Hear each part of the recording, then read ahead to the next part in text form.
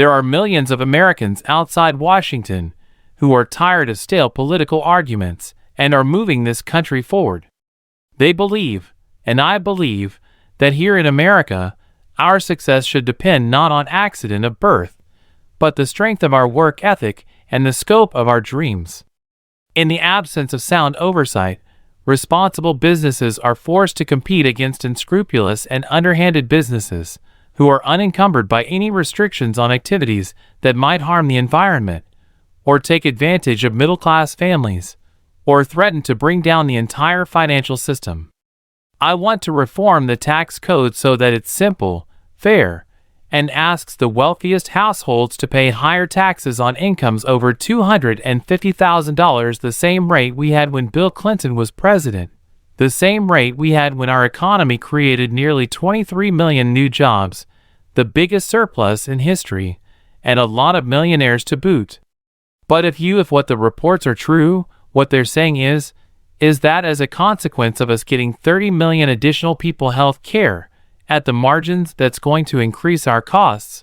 We knew that. Millions of us, myself included, go back generations in this country, with ancestors who put in the painstaking work to become citizens.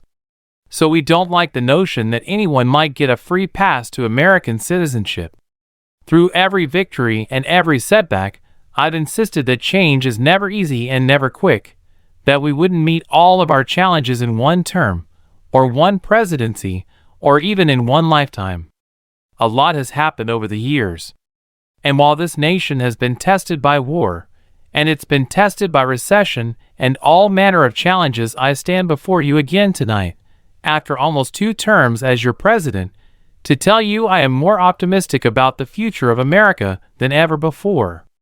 After a century of striving, after a year of debate, after a historic vote, health care reform is no longer an unmet promise.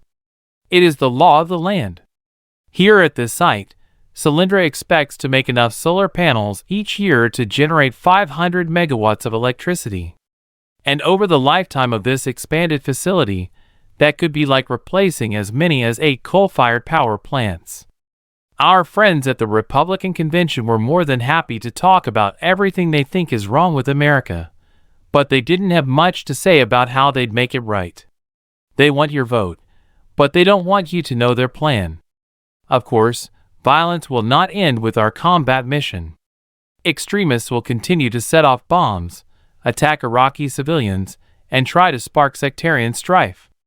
But ultimately, these terrorists will fail to achieve their goals. I don't think marriage is a civil right, but I think that being able to transfer property is a civil.